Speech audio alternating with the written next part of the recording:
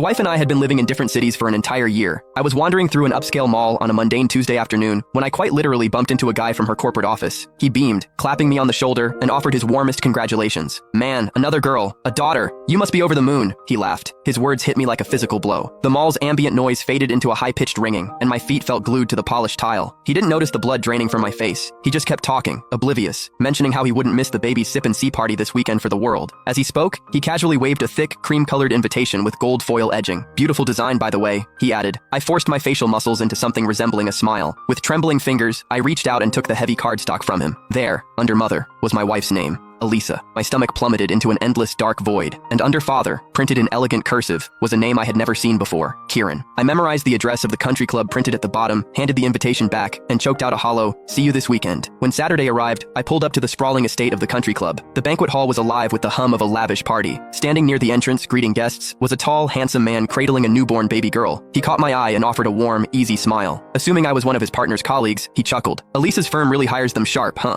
Grab a drink, make yourself at home." I forced myself to look at the infant nestled against his chest. She was pale and delicate. Around the eyes, there was an unmistakable echo of Elisa. "Where is Elisa?" I asked, my voice flat. She wasn't in the room, but out of the corner of my eye, I spotted several older faces I recognized, relatives from Elisa's side of the family. "Elisa just ran to pick up my in-laws," Kieran said easily. "She'll be back any minute." Just 2 days ago, my mother-in-law and father-in-law had told me they booked a 2-week senior cruise to Alaska. I had been worried their retirement fund wouldn't stretch far enough to let them actually enjoy the excursions, so I had transferred them an extra $1,000, telling them it was their vacation fund. For the last 7 years, I had treated them like my own flesh and blood. To my face, and supposedly behind my back, they constantly praised me. Such a devoted son-in-law, they'd say. A rare find. Now I realized they were treating me like the same gullible fool Elisa took me for. Kieran led me over to a cluster of Elisa's co-workers. The moment we approached, a middle-aged woman sighed wistfully. "I'm so jealous of Elisa. Not only is her husband gorgeous, but this baby is an absolute angel." The group chimed in, a chorus of validation. "Kieran, you really made the right bet. When you quit your job to be a stay-at-home dad, I was a little worried for you. It's been, what, 6 years? And you and Elisa are just as obsessed with each other as day one. Now you have this beautiful little proof of it. So happy for you." I had been married to Elisa for 7 years. She had been having an affair with Kieran for over 6. For 7 years, I believed we had the perfect modern marriage. She never lost her temper with me. She told me her take-home pay was around $3,000 a month, and she kept only a small allowance for her coffees and lunches, transferring the rest to our joint account. Every year, she insisted on putting her annual bonus into treasury bonds and mutual funds for our family's future. I had built up quite a nest egg for us, or so I thought. A year ago, she sat me down and pitched a relocation. A corporate assignment in Chicago, she said, that would bump her salary significantly. I agreed. "Elisa is a powerhouse," another coworker was gushing. "Top sales rep every year. Her base salary alone is crazy, and she's pulling in commissions hand over fist. Makes a killing and still treats her husband like a king. Women like that are 1 in a million." The salary she had been transferring to our joint account? That was just her base pay. All her massive commission checks